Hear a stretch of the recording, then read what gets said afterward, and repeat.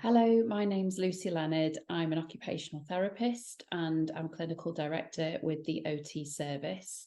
And today I'm going to be talking to you about bathroom design for children and adolescents and talking about the planning for adulthood.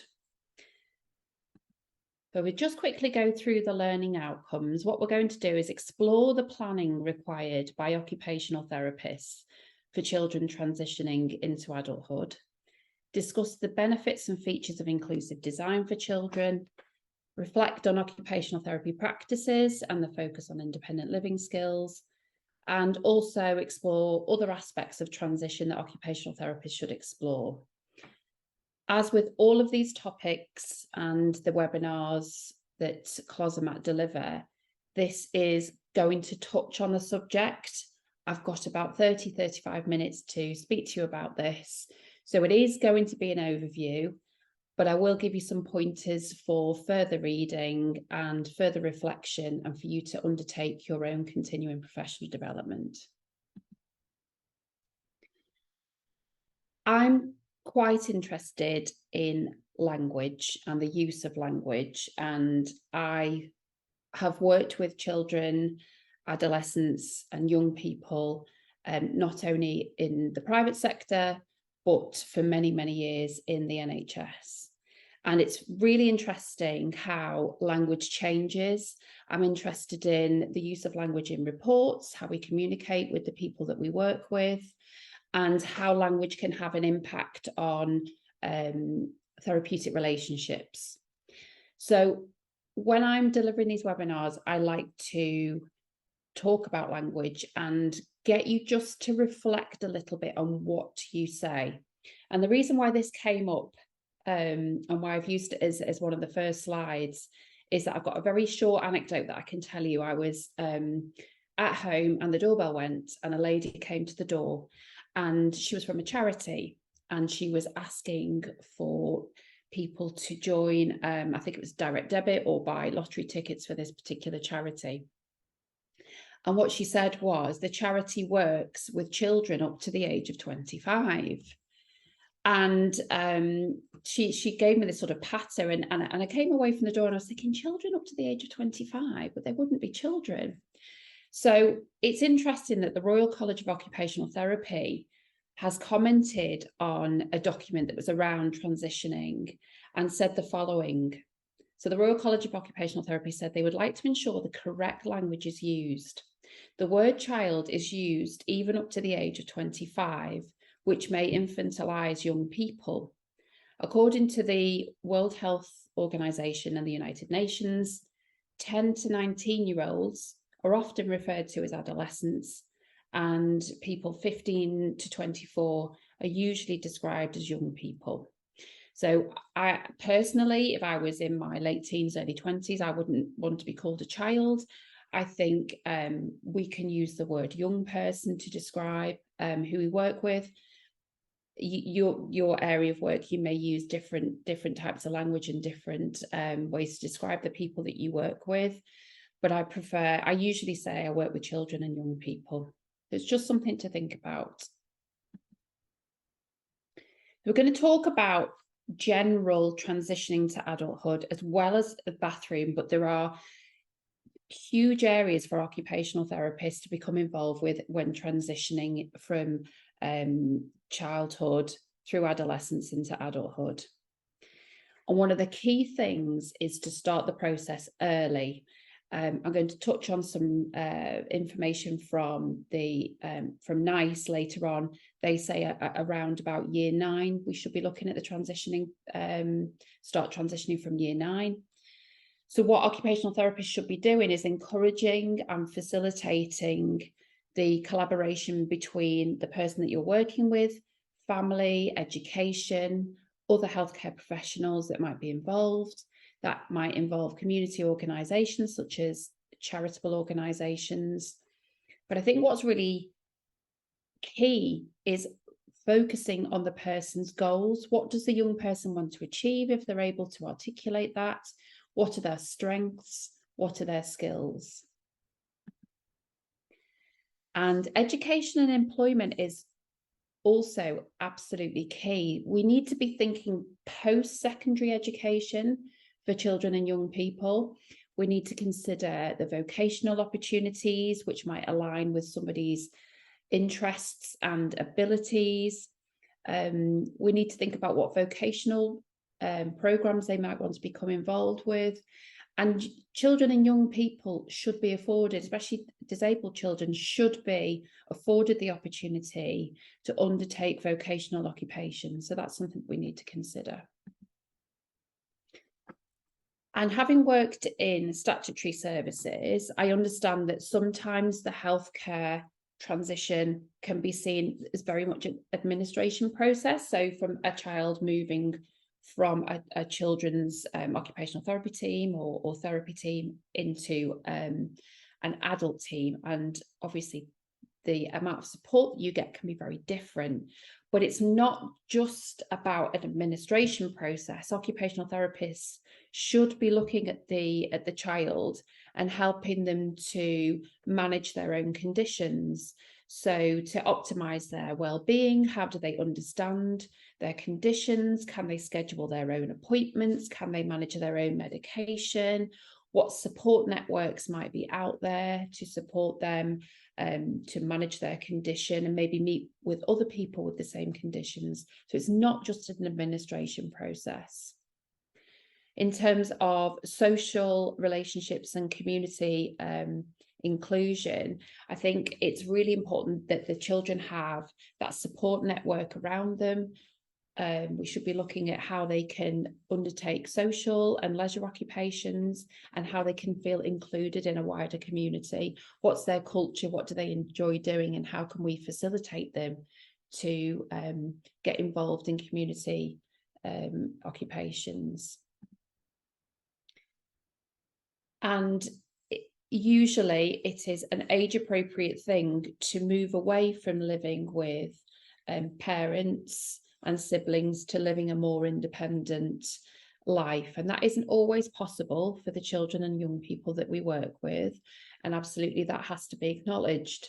But also it's important to try and consider whether the young person, despite their challenges, might want to live independently, whether that's in a supported living or whether that's on their own with care or completely independently with adaptations. So we need to think about that continuity through the lifespan. And I've put independent living skills last because this is the main area that occupational therapists probably consider, I would say, when thinking about transitioning to adulthood. So we as occupational therapists should be teaching the skills and developing the skills that are necessary for independent living. So that is your daily occupations, such as obviously personal hygiene, transfers, all of that, but also things like budgeting, meal planning, transport services. How is the young person going to move around? And we should be encouraging self-advocacy and decision-making skills because they are really, really key, especially for children with illness or disability. So transitioning is a huge area, but I thought it was really important just to cover those aspects of transition. So we focus now on the bathroom environment, and this is my opinion, but I think the three most important aspects when planning for a bathroom environment for adulthood are accessibility. So not just access to the room, but access to all aspects of the bathroom, the toilet, the flushing of the toilet, cleaning after using the toilet, access to the sink, access to the taps, access to a bath or a shower, lights. So accessibility goes right through the bathroom environment. We also should certainly consider safety and reducing risk in the bathroom environment. So that is about future planning, looking at the layout of the bathroom, where things are placed, how we can reduce risk in the bathroom. And I know we often think about safety as in slips, trips and falls, but it's also about really clever planning so that the person doesn't have to overreach if reaching for toilet roll and things like that, reaching out of the base of support. And inclusivity, if a child or young person is using a shared bathroom, it's got to cater for the entire family. Sometimes I've certainly had cases where we have had a bathroom adapted for a child, but it's also been used by numerous siblings. So I think that inclusivity, without making the child feel completely different from the family, is also key to helping them to feel part of a bigger family environment and not feeling too different. So inclusivity is really, really important. I think occupational therapists are best placed to plan for children, adolescents and young people in the bathroom, and we make a fantastic contribution to that. And I've covered some of the ways in which occupational therapists should be looking at a bathroom environment. So if we think about the physical environment, and that's the design, occupational therapists should understand the aspects of universal design, which, as I've mentioned, will allow the bathroom to be used for people of varying abilities, and also future-proof the bathroom. So as somebody is moving from childhood through adolescence into adulthood, it's very likely that their abilities will fluctuate and change. So it may be that the person has a deteriorating condition where occupation will become more challenging through time. But also, I work with children who, through rehabilitation and through the process of growth and understanding independence and learning skills, that actually they will become more independent in bathroom skills. So it's really key to understand the individual and very much individualize the bathroom environment to that person. We can go away and we can look at things like building regulations, and which will tell you door widths and give you guidance. But I think that is a starting point. You need to look at the individual and understand what is going to happen to them in the future. One of the great things about working with adaptations in the bathroom is how things have changed so much over the last sort of 20 years, really. Many of the features of a bathroom now are adjustable, and I will talk about this in further detail later on using specific examples. But we need to think about accommodating children as they grow or change. So a child who is able to transfer into standing will need, obviously is going to grow in height usually, and so we will need to think about things like adjustable mirrors, adjustable height showers, adjustable height basins. And it's not just for the individual, but like I've mentioned, there might be other family members who are going to use that bathroom. And the amount of adjustable features now is incredible. And I think we are in a privileged position now where we can access lots and lots of different adaptations in the bathroom, which will help to future-proof. Safety measures I mentioned have been absolutely key to supporting children in the bathroom. And it's not just about anti-slip flooring, but thinking about rounded edges on things, thinking about what fixtures are going to be in there, and what risk they might pose to somebody. Thinking about temperature controls, how you're going to heat the room. You can get something called low surface temperature radiators, which will heat a room but are actually cool to the touch. So if somebody has a fall or is unable to move away from a radiator quickly enough, they won't become injured. I know often now I am looking at underfloor heating, which again, 20 years ago, it wasn't really a thing.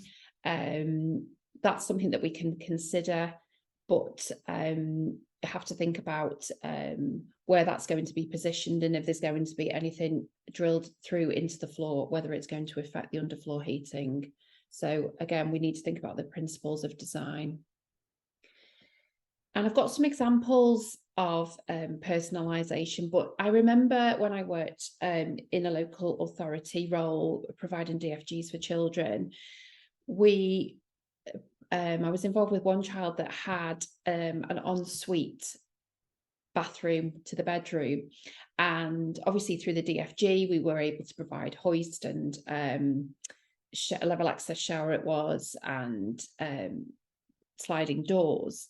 And it was a few weeks after Mum actually sent me a WhatsApp of a photograph, and she'd put a mural in the bathroom, and because her son absolutely loved sharks, and obviously that wasn't funded via the DFG, but Mum had really personalised that bathroom, because I do understand that sometimes with local authority type work, bathrooms can look a little clinical.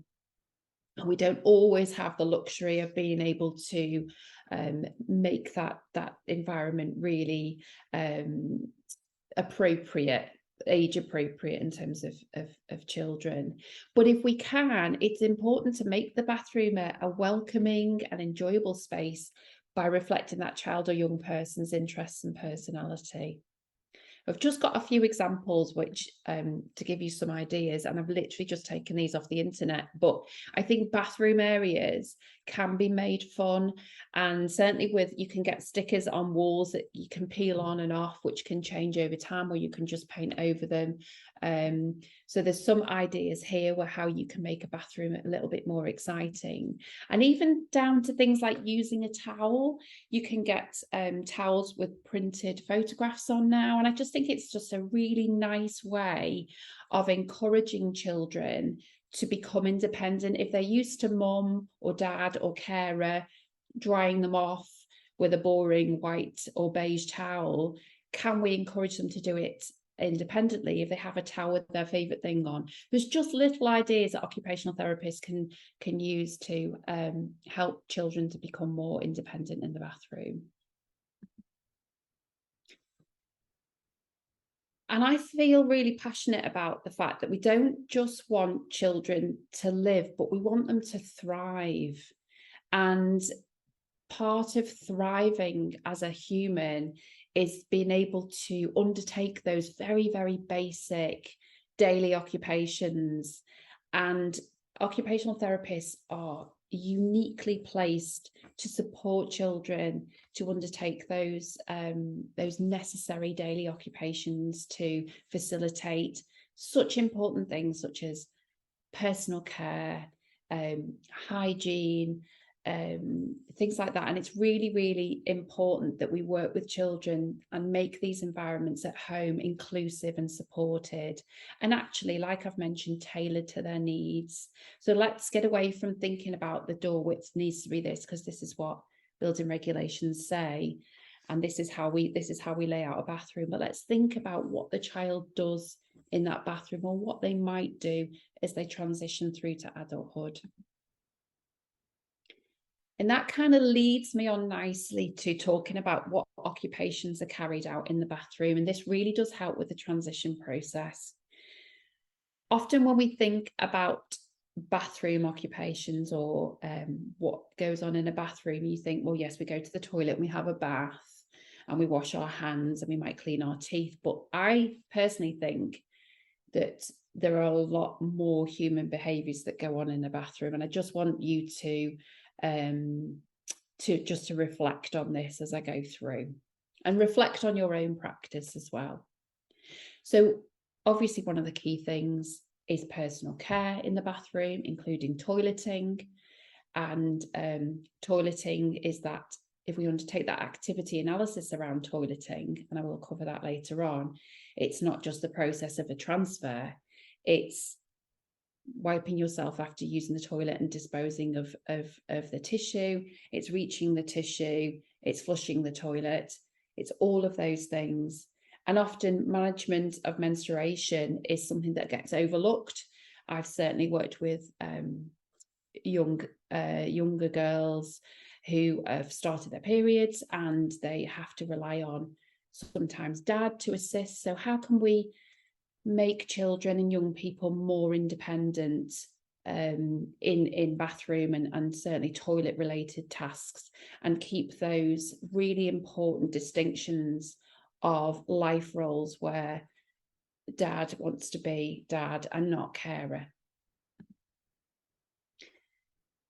So I'm talking about other occupations that go on in the bathroom, and having spoken to people over many years about toileting and bathrooms, people admit that actually what they do in the bathroom is communicate, and they will sit on their phone and they will write WhatsApps and they will update social media, or they'll have a scroll through Twitter or Instagram. So actually bathroom isn't just about those functional tasks. Sometimes when we go into the bathroom, we are doing other things. So just have a think yourself and just have a little bit of self-reflection on what you might do in the bathroom that isn't necessarily just about those functional tasks. Do you take your phone in, or is there an iPad, or is there a magazine in there?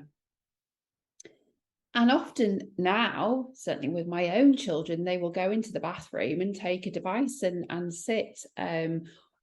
Sometimes place the device at the end of the shower and have a shower and watch the latest edition of Love Island, etc. So again, it's not just about those functional tasks.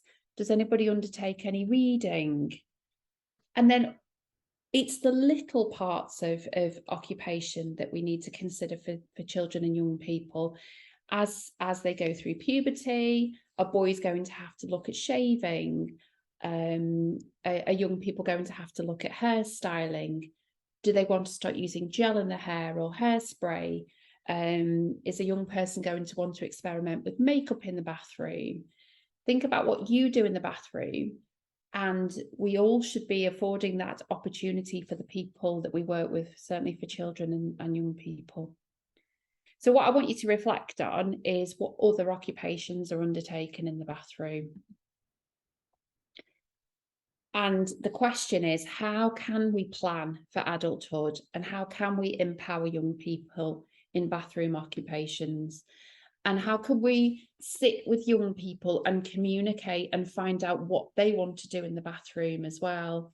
That's really important to establish that relationship with children and young people. Maybe just offer up a little bit of information ourselves and say, well, actually, do you know what? I take my iPad and watch it in the bath. What is that something that you do? Is that something that you want to do?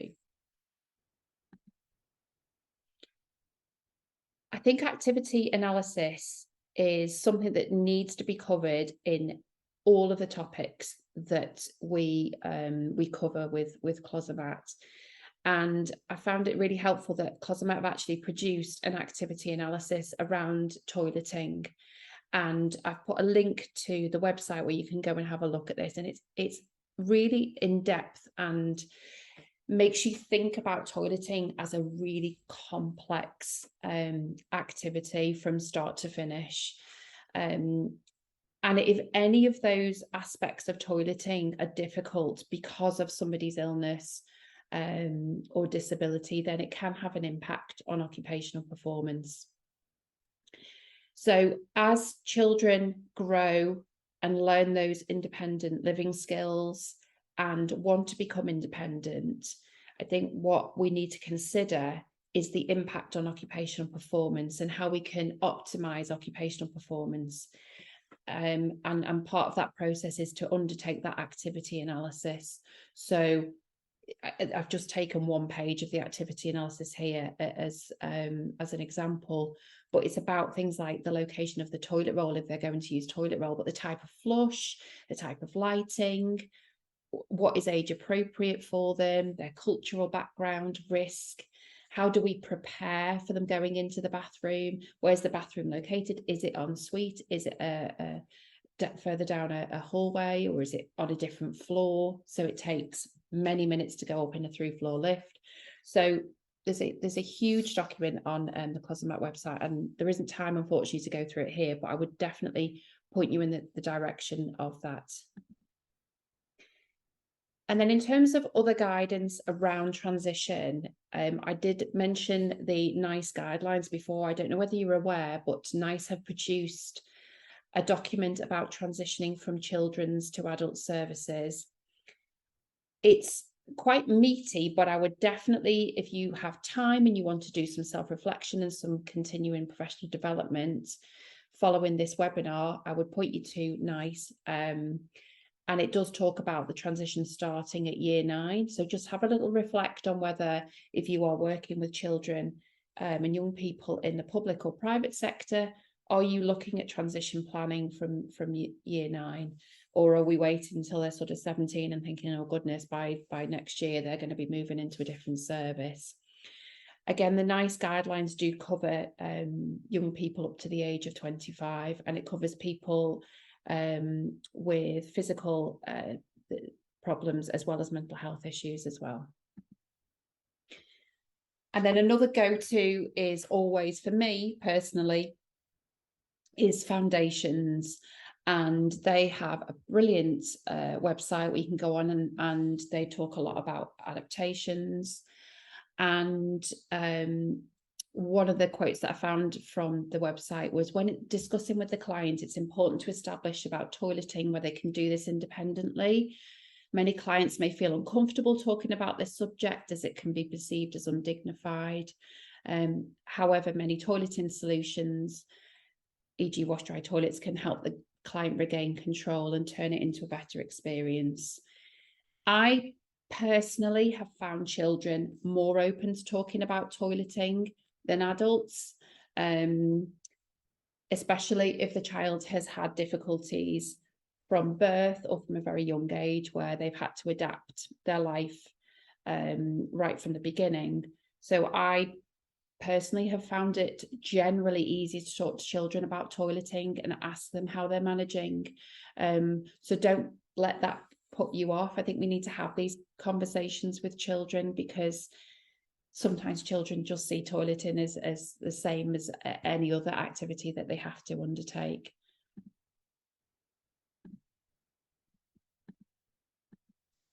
Okay.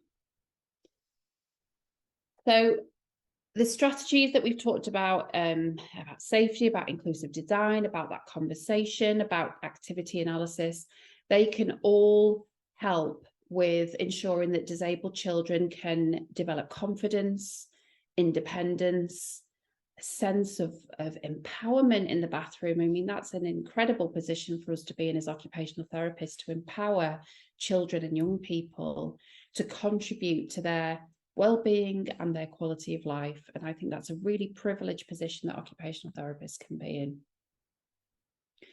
So just thinking about, what does the research say about adaptations for children and young people? And in 2017, the School of Law at Leeds University, and there was a charity, undertook a study about the cost effectiveness of home adaptations, which averaged around £60,000 for 6 separate disabled children. A lot of the adaptations were around safety in the home, but the principal benefit was the adaptations prevented the children from going into care. So what did they find? It was calculated that 14 years of local authority funds for care placements have been saved due to the adaptations. And as well as a monetary effect, a positive monetary effect, the adaptations has also reduced the pressure of caring on parents. Parents have to assist disabled children with many, many different aspects of their life, especially in the bathroom, especially with toileting and bathing and personal care. So adaptations not only have a positive effect in terms of budgets, but can have a positive effect on the parents and what tasks they have to help with their children. And interestingly, this study did actually look at the adaptations that were funded via DFGs, so Disabled Facilities Grants, but actually the impact on providing DFG saved money in both health and social care. So the conclusion to that research was adaptation should be seen as one element of an integrated approach to the delivery of services for children and young people to support their well-being And it's worth noting that residential care can cost around £40,000 a year for children. So I'm just aware of time.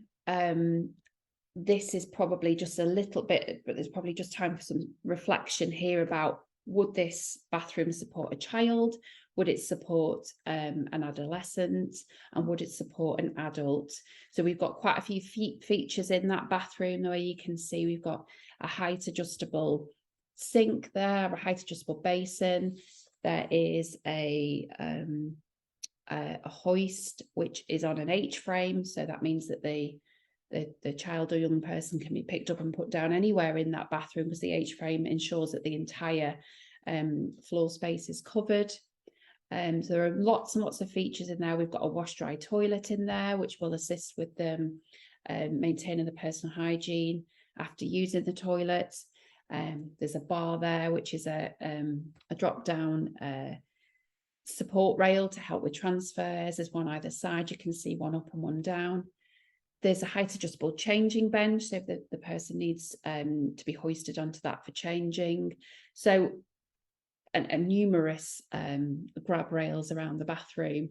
One of the things that we don't always take into account, and what I found certainly when providing adaptations for children, is storage. And it's really nice in that photograph to see some storage, because often children have to wear incontinence pads and there's other aspects of things that they need to store in the bathroom. So we should always allow room for storage. Just going to quickly touch on how we can plan for adulthood and using toileting as an example. So I've put a Closomat toilet in the centre there, but this could as easily be a bath or a shower. So if we think about what we want the young person to undertake, if we think about toileting, you have around that, you have a number of optional extras, usually with some products where you can add things on and change things. So it helps to future-proof, and it helps to keep up with the person's abilities, whether they are deteriorating over time or whether they're improving over time as they grow and learn. Then around that, we have accessories that can be provided, and I'll give some examples of these. And then around that, we have accessories for the bathroom, so outside of just toileting. So I'll give you some examples. So in terms of optional extras with a Closomat toilet, what you may need to start with as a child is younger and less able, or doesn't have the skills, or hasn't acquired the skills yet to press the buttons or understand, is you can use the infrared remote control to wash them and dry them after using the toilet and flushing the toilet. And as that young person grows and develops and learns those skills, you can then switch very easy to the touch sensitive hand or foot switch. And that switch is really easy to press. You can use it in the palm of your hand. You can use it with a fist, a finger. You can use it under your foot. So that's something that can really easily be adapted and changed over time to meet somebody's needs. And then just moving on to accessories, I certainly have used shower chairs and seats to go onto toilets when children have been of a younger age, and maybe their posture needs additional support in order for them to maintain a functional position on the toilet in order to open their bowels and pass water.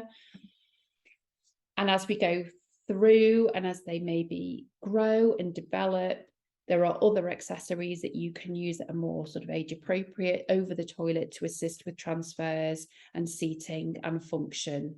So these are, it's a really, really clever way of future-proofing, being able to put different bits of equipment over a toilet to help facilitate independence and age-appropriate occupation. And again, I'm going to just touch on this, but if we think about accessories in the bathroom, we've covered things like grab rails, but it's position of the towels, position of the basin, toothbrushes. taps, how is the child going to reach the taps? So there's many different accessories you can look at in the bathroom, but and they can help facilitate that transition as children grow and change. Again, due to lack of time, I'm going to point you towards a document on the Closomat website, which is supporting young people with bathroom tasks, a clinical reflection, and that's a great article. We can go and have a read about how occupational therapists can facilitate children and young people to undertake those really important.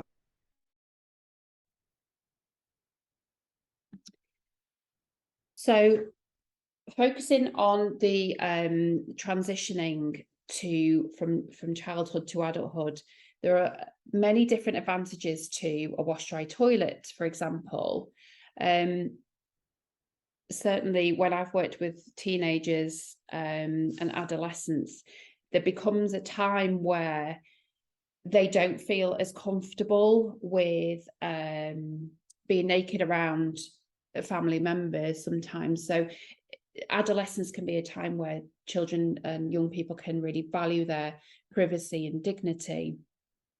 And through puberty, it can be an important time where we really do need to think about personal hygiene and access to showering facilities. And the child may go from a couple of baths a week to wanting to shower every day, for example.